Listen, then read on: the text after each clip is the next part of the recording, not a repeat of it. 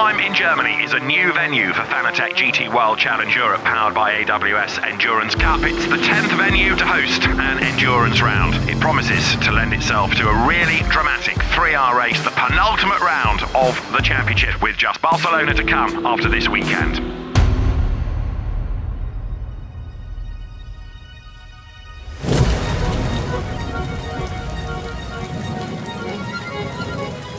This weekend, we've got 49 cars for a 3-hour race, 7 different brands represented: Audi, BMW, Ferrari, Lamborghini, McLaren, Mercedes and Porsche. There's also the on-site Fanatec Esports GT Pro Series. The top 5 drivers take points for their teams in the Real World Teams Championship. Welcome to episode 3 and welcome to Hockenheim. As you guys know from the first 2 episodes, esports is a massive part of this Fanatec GT World Challenge, and this episode and this weekend is particularly special because we're going to follow not 1 but 2 drivers from the AMG team Akodis ASB, Danny Juncadella and Raffaello Marcella. But there's another really important aspect that I'm really excited to share in this episode, and that is the Iron Dames. Now, they are one of the first all-female driver lineups in motorsport, so we're going to get to see these two in exclusive behind the scenes as they fight for vital points at a crucial part of the championship.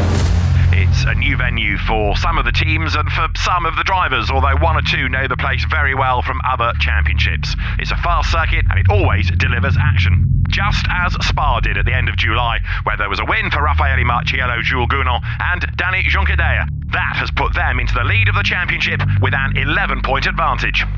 Hi Raffaella. Hi. Lovely to meet you. Hi, I'm Lissie.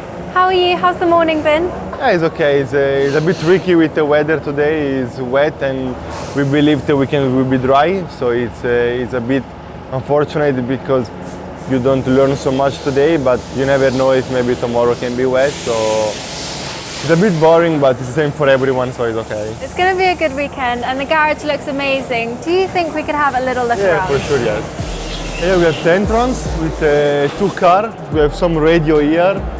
I mean, It's a small team, we have only 2 cars, so not so many mechanics and engineers. Now the mechanics are cleaning the car from the wet, let's say.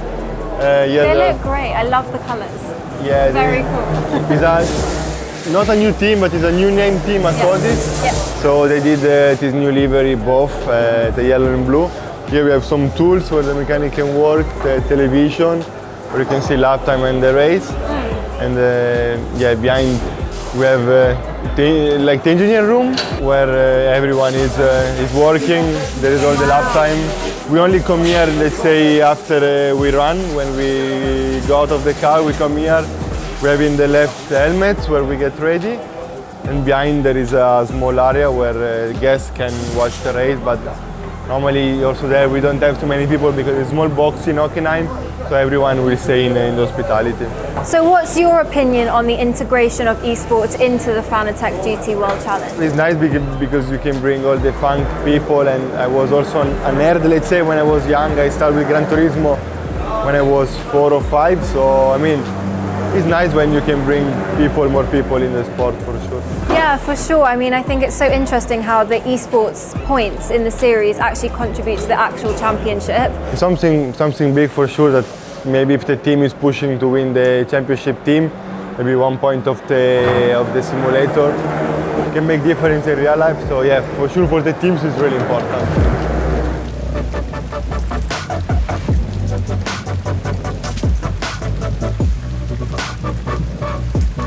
It's still raining here, but that's not going to stop us. We're just outside the esports arena and we're about to head in to watch the penultimate race of the season. I'm really, really excited for this. I've never been to an esports event inside a motorsport paddock, and I can't wait to show you guys what I'm going to learn today. So there's Danny over there, just getting set up.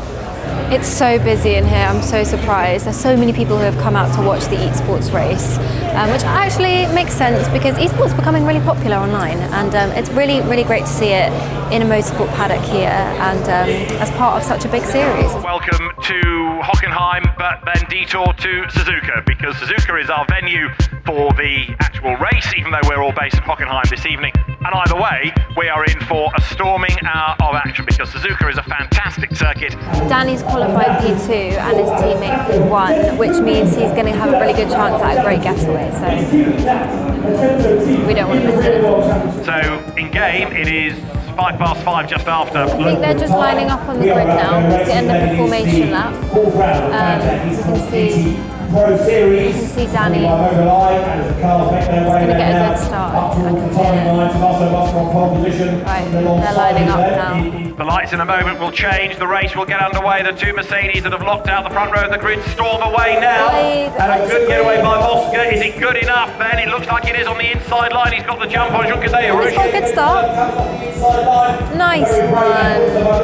Stays in P2. At the end of lap 1, Tommaso Mosca leading by 8/10 from Danny Junqueira. Mercedes AMG 1-2 after Rougier's third. Danny got a really clean getaway, although there was definitely some action further back. Luckily, it didn't affect his start, and his teammate's still ahead of him, so there's definitely potential for him to have a really good race here. This is a genuine battle, isn't it? There's no suggestion of giving way. Junqueira, if he wants this lead, he's going to have to work for it. He was given the outside line at turn 1 there, into the first corner, couldn't do it. He's got the speed, but he's being held up a bit by Mosca now. This is a proper fight. Junqueira chases Mosca, and he will come in this time, Danny Junqueira for second place. Let's see whether this is a good roll of the dice, Right, trying to get the race lead. in the pit now.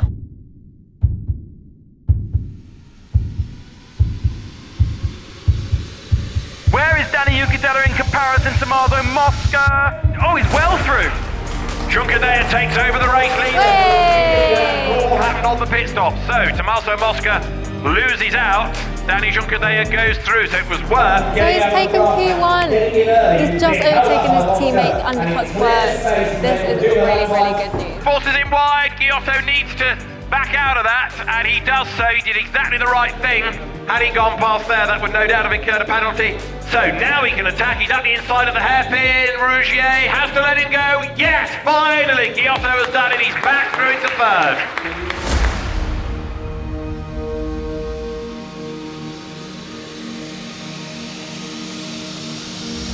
We're looking at Danny Junqueira, the race leader, soon to become race winner, as he heads then out of the Boon curve up towards 130R, and as he does so now, the checkered flag is going to be ready for him this time. It is round 4 of Fanatec Esports GT Pro Series. It is going to be another Mercedes victory. It's going to be another win for Akodis ASP, but finally, it's going to be a victory for Danny Junqueira. He comes out of the triangle. He makes the run now up towards the timing line. Checkered flag at the ready. Mercedes AMG, Akodis ASP win with Danny Junqueira behind the wheel. Danny Junqueira wins at Suzuka in round 4 of the championship. Tommaso Mosca will take second, and he will win silver. And let's not forget Luca Giotto for Audi Sport Team Trezia. Very, very entertaining between those three. But ultimately out front for Akodis ASP, Mercedes AMG, Danny Junqueira has finally done it! Completely untouchable. There was no way to get anywhere close to the Mercedes today. Danny Junqueira has done it.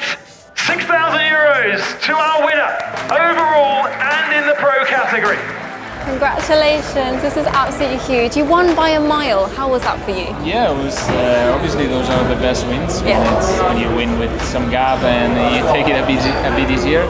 But it was still a challenge. It was very, very hot out there. You know, in these arenas, it's always full of people, so it's getting very warm. So I was sweating a lot, but I kept calm. Yeah, you deal with pressure so well. I mean, how important do you think that kind of mindset is in races like these? It is very important for especially long races, because it's a 1 hour race. So if you are too nervous or if you are too carried away by emotions in the beginning, you can make difficult or easy mistakes that can be very costly.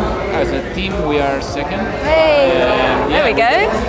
We got one more race in Barcelona, and we are leading the real championship. So it's a happy year, I would say. Really, really exciting. I have one more question, which is, where is this beautiful trophy going to go? Yeah. Well, to be fair, like this year, I'm running out of space. Like we've had such a success. It's a good problem to have. Yeah, it is. And to be fair, it's a nice trophy. Like it is. I have one from last year, which was like a steering wheel. Now I have pedals. So Well, if you don't have space, I'll take it off your hands. I gotta look first, and then I'll let you know. It's the end of day one here in Hockenheim. It's been an incredible day. We've been trackside, we've been in the Mercedes garage for behind the scenes tour, and what a way to end the day with Danny winning the esports race. I think one thing that has particularly interested me and excited me today is learning about how integral the esports part of the championship is and how that crossover works. You know, seeing Danny win in that race, being with him right there was absolutely incredible, and feeling like you were part of the race as well. It was really, really cool. We're ending the day just in front of the Iron Dames garage. We're following two teams tomorrow, Mercedes and the Iron Dames, so we're going to be rooting for both of them and hopefully get a few words with the Iron Dames tomorrow. So bring on race day. Let's just remind ourselves what Fanatec GT World Challenge Europe is all about. You score points if you get pole position in your class in qualifying, and then it's the top 10 that score points in the races. 25 for a win all the way down to 1 point for 10th place.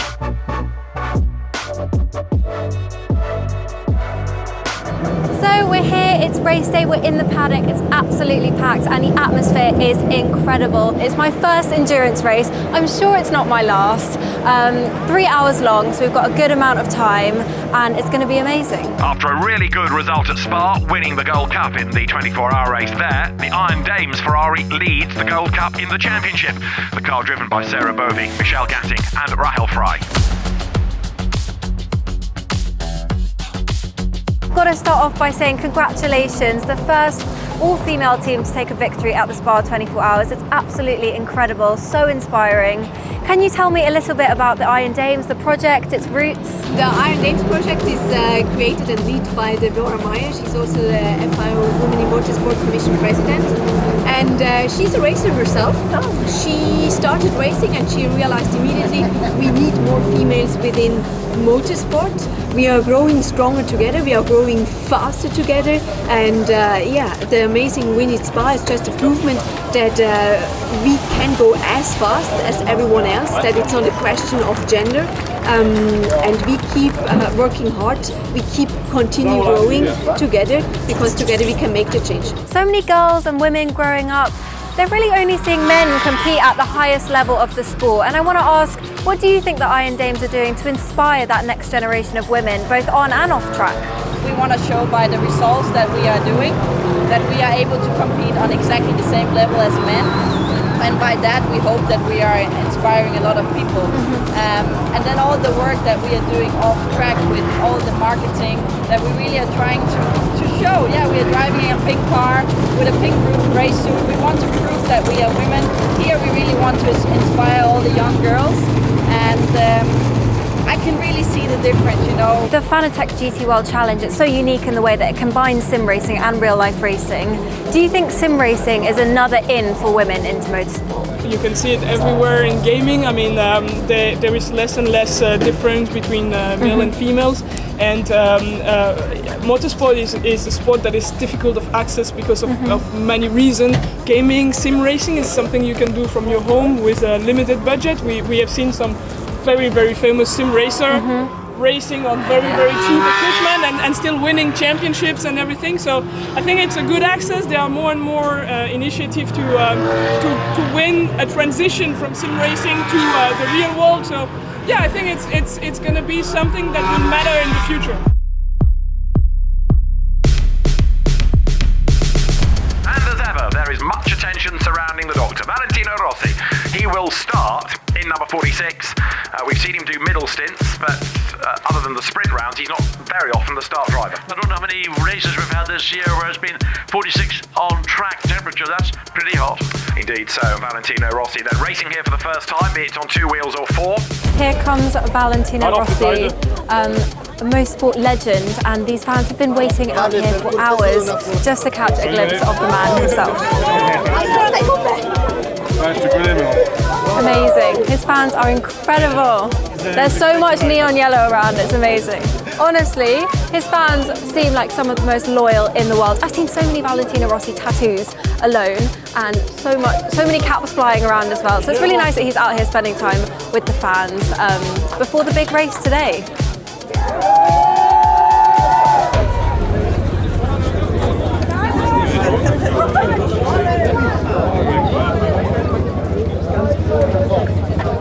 as you can see, it's absolutely swarming. There's people crying, there's people screaming, and he's out here signing lots and lots of caps. It's so cool. Valentino Rossi brings so many eyeballs to this series, and it's so cool that he's in such an innovative series with the esports as well.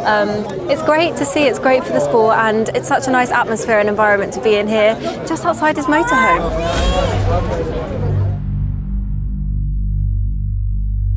Guys, a development. The race is starting in about 40 minutes, but I'm shaking because I'm actually going in the safety car. I'm doing a lap in the safety car, special access. I won't say no, I'm really excited, and I'm going to take you in the car with me. Right guys, let's go. This is crazy. I'm excited. Yes. Go easy on me. Wow, let's do this. See you on the other side, guys. Wish me luck. All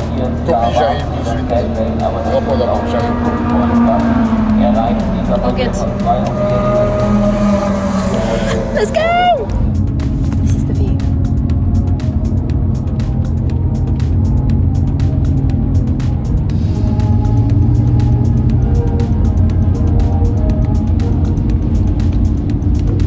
Feels like a procession for me, I'm not gonna lie. I'll take it. Look at that. I'm a proper driver now. This weekend it's a voyage into the unknown because it's the first time this era of GT3 cars has visited Hockenheim. All right, the cars are just arriving on the grid. The atmosphere is insane down here. There's so much going on. We're going to find our drivers to talk to them, but just there's so many fans around at the moment, all waiting for the race start, which is very, very soon, and we can't wait to see what's going to happen during this race. So we are about to go racing at Hockenheim then. The first time the Endurance Cup has been here. Welcome everybody to a sunny Germany, much better than yesterday morning when the rain was torrential. It's great to be at a new venue for the championship, that is for sure. And it's a circuit I'm convinced that he's going to give us plenty of drama over the next 3 hours. This weekend it's a voyage into the unknown because it's the first time this era of GT3 cars has visited Hockenheim, and no one really has got any idea of what's going to happen as we go through R1, R2 and up to that final checkered flag. Danny, how are you feeling? This is amazing. Yeah, we didn't have the smoothest of qualifying today. We unfortunately missing a bit of speed, and we're starting a bit further back than we used to, but yeah, I'm up for a challenge. Yeah? When are you driving the car today then? I'll be second. Okay. So Rafael is going to start, I'll be second, and Jules will do at the end. So let's see, we need a bit of luck. So you're starting P14. How are we going to try and get closer to the front? I mean, the pit lane is quite narrow, so I don't think it's so much about the track action. It's more about the pit stop when you pit, if you have a clean pit stop.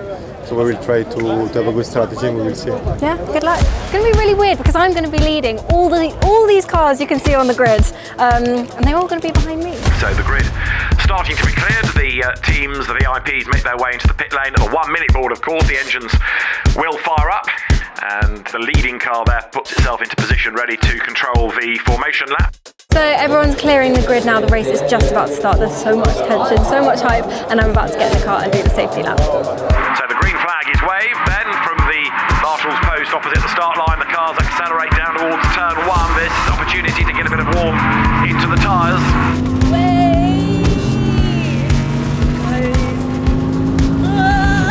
49 cars we have as the field then wriggles its way into the stadium section. Looking back there from the pole position car, that's the rear view from Charles Weirt's Audi. Oh my gosh. Oh my gosh. As the field now turns into turn 13, the Sachs curve. If the race director Alain Adam is happy with the formation, he will give the signal that the race can be started. Guys, this is actually insane. I can't believe I'm doing this. Deputy race director Joel Duval on the gantry, ready with the lights to release the cars on instruction. The pace car as it is will peel its way into the pit lane, looking back then from Alessio Rivera's Ferrari, second on the grid, and as they come now into the turn 16 exit. So we're about to get to the start-finish straight. The fourth round of Fanatec GT World Challenge Europe, powered by AWS Endurance Cup at Hockenheim for the first time. Is go, lights go green. Good start by Wins, good start as well though by Roveri, the Ferrari, who slots in behind, has a look to the inside line. Going third is Jack Aiken. I just went in the safety car around the Hockenheimring, led 49 cars around the circuit, and it was honestly incredible. Those corners are terrifying. I don't know how he does that. He has the coolest job ever. Bravo there off the road, spectacularly goes Rob Bell in the McLaren. Big contact, and it is a safety car immediately, not even a full George yellow. And that is Rob Bell, who is okay and out of the car. That is very good news, because that was a big, big whack. Now we're going to go to the Mercedes garage and try and get over what just happened, and also watch the race. Full wide coming down, look, Maro Engel, light wedge contact, and around goes one of the two Ferraris, James Calado, and as the sister car is into the tower bales, both Ferraris look like they could be out of the race. Well, that's a gift for 88 Mercedes. Oh, you couldn't have written the script for that one. Absolutely unbelievable.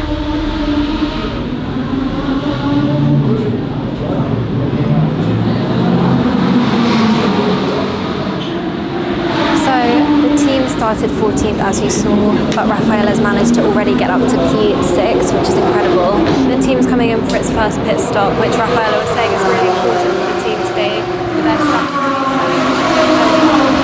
So the car's coming in now. And there is Jules Gounon, Danny Junqueira with his helmet on, ready to get on board. So that tells you the order of driver in 88, doesn't it, at Akodis ASP?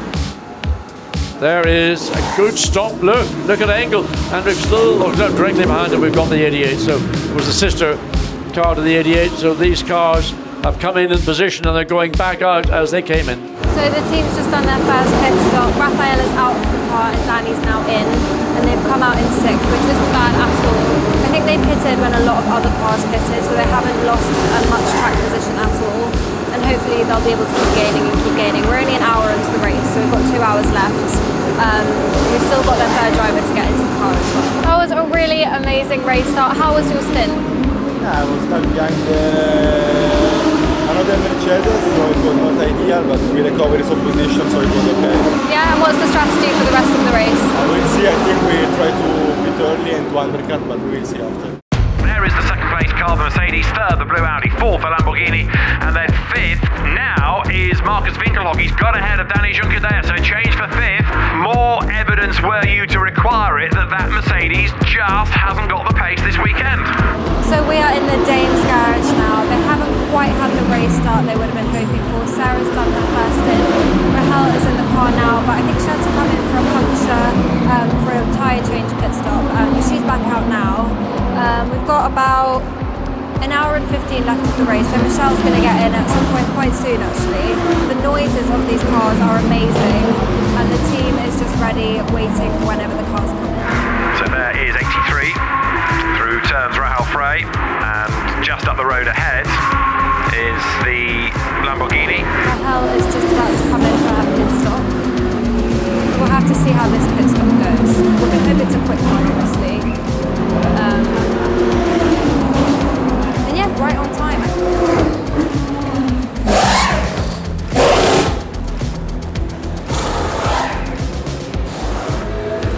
Right, this is coming in.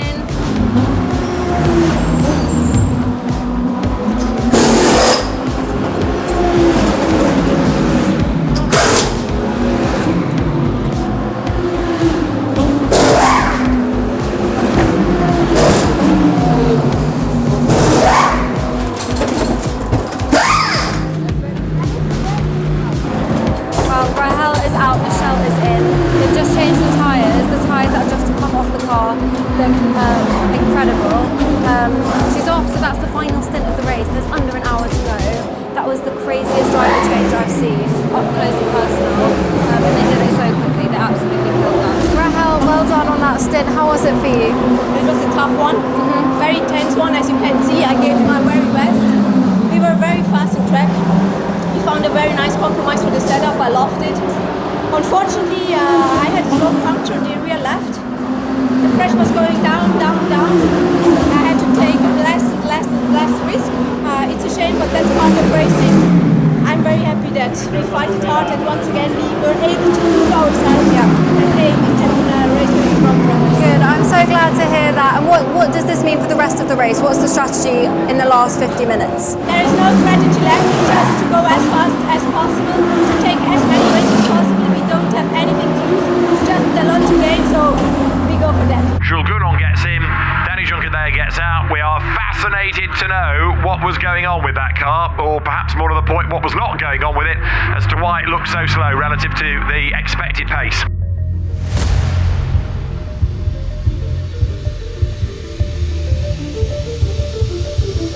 And Gounon has dropped to 20th. Jules Gounon is 20th. He's out of the points, so the championship leading car has got a problem. He has not yet made it through the first sector on the next lap, so somewhere is 88 Mercedes with a big, big problem. What a race of stories and fortunes and misfortunes. I think he stopped out on the circuit. There's a yellow flag in sector 2, and that's got to be for Gounon somewhere. So we'll try and keep an eye out for the car on this next lap as the leaders go through. But yeah, this is an absolute godsend for Iron Lynx, isn't it? They don't score, but nor does the championship rival car. The car's just stopped on track. I'm not sure what this could mean for their championship chances, but we're going to find out as soon as we can. Maybe talk to a driver about what's just happened. We had an issue in the car. It's a bit unfortunate, but it's okay. I mean, our two competitors in the championship, they also went out. So I mean, it's unfortunate because we were able to score 3 more points than them. But That's the story of 88's race. It has ground to a halt, and Jules Gounon is powerless to get it started. What a wonderful finale for Barcelona in 3 weeks' time? Absolutely. 4 weeks' time. Danny, I'm so sorry to see what happened out on track. Do you know anything about it? I just heard the car shut off and they had to pull to the side and stop, which is unfortunate, but considering where our rivals are, because they also couldn't finish, in the end it's not the end of the world, you know, racing sometimes it's like this. So how are you set up going into the final race of the season, leaving Hockenheim? It's a special race and for me it's also my home race in Barcelona, so I'm really looking forward to that race. Good. And I think we've always been very, very competitive there, so that's something to be quite positive about. Thank you so much for all your time this weekend, giving us so much behind the scenes access. Again, congratulations from the Esports Race. Good luck going into Barcelona. We're all going to be rooting for you, and we think you can do it. And that's Jules Gounon trudging back. That is a picture that tells a story, isn't it? They don't need 1,000 words to tell that story, that is for sure. So Jules Gounon out of the race, and no points then for Akodis ASP.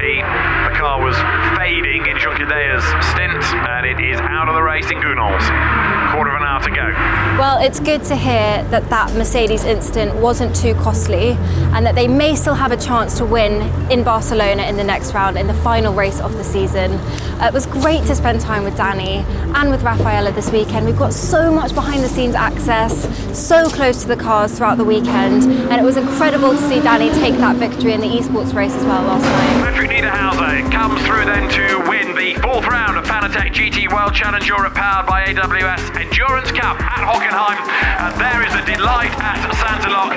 Lucas Legeret, Christopher Mees and the team celebrate, and a richly deserved win. Fantastic. So the race has just finished 3 hours later. The car is just coming in, as you can see just behind me.